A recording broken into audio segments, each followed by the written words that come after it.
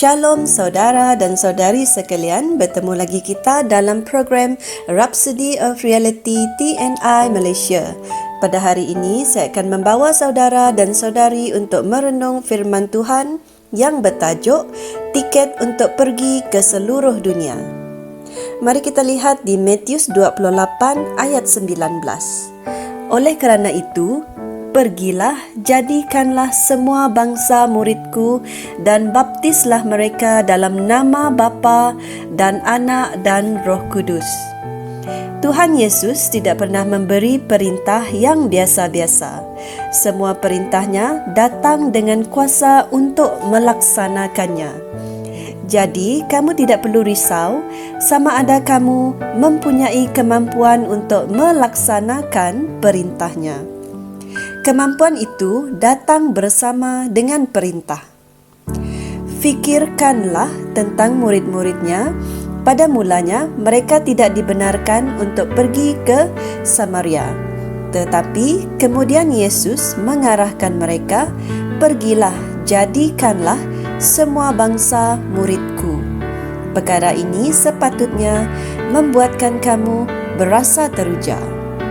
Yesus tidak hanya membataskan arahan-arahannya kepada 12 rasul. Arahan-arahannya adalah untuk kita semua yang percaya kepadanya. Dia telah mengamanahkan kita untuk menjangkau seluruh dunia. Ini bermakna kita tidak terbatas. Sejauh mana jangkauan kita dan impak kejayaan kita dengan Injil tidak mempunyai batasan. Kita sepatutnya membawa firman-Nya sampai ke hujung bumi sambil mengajar semua bangsa tentang jalan kebenaran. Mengajar semua bangsa bermaksud untuk menjadikan bangsa-bangsa sebagai murid-Nya. Dia telah memberi tiket kepada kita untuk pergi ke seluruh dunia. Dan juga Dia telah memberikan kita kuasa untuk mencapainya. Tetapi kamu akan menerima kuasa apabila Roh Kudus turun ke atas kamu, dan kamu akan menjadi saksiku di Jerusalem dan di seluruh Yudea dan Samaria dan sampai ke hujung bumi. Kisah Para Rasul 1 ayat 8. Dunia ini adalah paroki kita. Seluruh bumi ini sudah diberikan kepada kita untuk kita penuhi dengan pengetahuan tentang Kristus. Kita telah diutus, kita sedang berada dalam satu misi untuk menyelamatkan dan memelihara hidup orang. Damai sejahtera bagi kamu. Sebagaimana Bapa telah mengutus aku, demikian juga aku mengutus kamu. Yohanes 20 ayat 21. Betapa hebatnya perintah ini. Kita telah ditugaskan sebagaimana Yesus telah ditugaskan. Sebagaimana Bapa telah menugaskan Dia. Hendaklah kamu berasa teruja dengan perintah-perintahnya dan ubahlah dunia kamu. Fikirkan hakikat bahawa Dia cukup mempercayai kita sehingga sanggup menyerahkan bangsa-bangsa di dunia ini kepada kita agar kita dapat memberkati mereka dengan Injil. Kisah Para Rasul 3 ayat 26 mengatakan, dan bagi kamulah pertama-tama Allah membangkitkan hamba-Nya dan mengutusnya kepada kamu supaya Dia memberkati kamu dengan memimpin kamu masing-masing kembali dari segala kejahatanmu.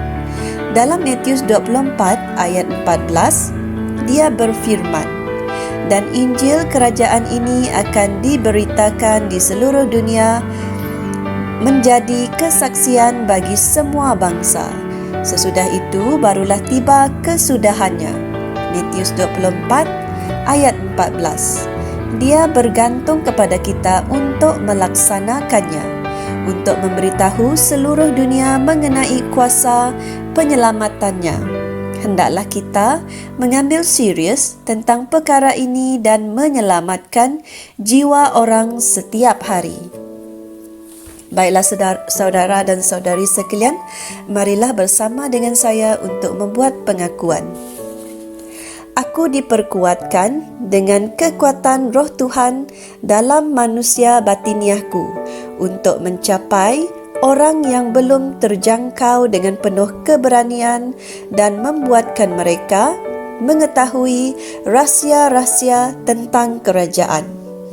Aku pergi dengan kuasa Roh hari ini, memberitakan Injil, membawa orang keluar dari kegelapan ke dalam kebebasan yang mulia sebagai anak-anak Tuhan.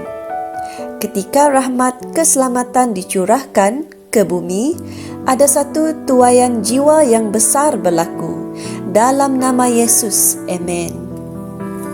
Sebagai renungan tambahan, saudara dan saudari boleh merujuk di 2 Korintus 5 ayat 19, Daniel 12 ayat 3 dan Markus 16 ayat 15 dan 16.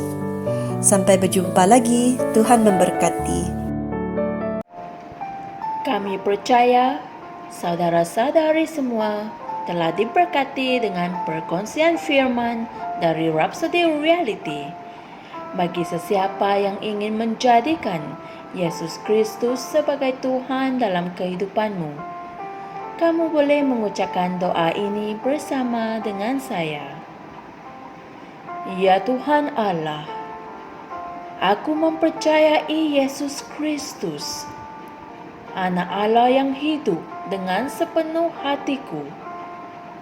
Aku percaya Dia telah mati untukku dan Allah telah membangkitkan Dia dari kematian.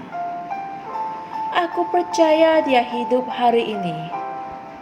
Aku mengaku dengan mulutku bahwa Yesus Kristus adalah Tuhan dalam hidupku mulai dari hari ini. Melalui Dia dan di dalam nama-Nya, aku mempunyai kehidupan yang kekal. Aku telah dilahirkan semula. Terima kasih Allah kerana menyelamatkan jiwaku. Aku sekarang adalah anak Allah. Haleluya. Tahniah, sekarang kamu telah menjadi anak Allah.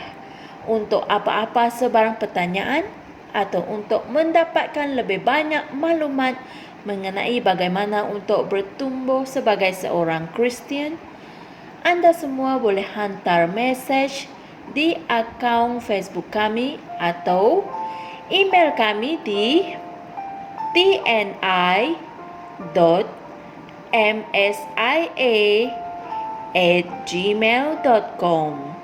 Sekali lagi, tni.msia@gmail.com. Tuhan berkati Anda semua.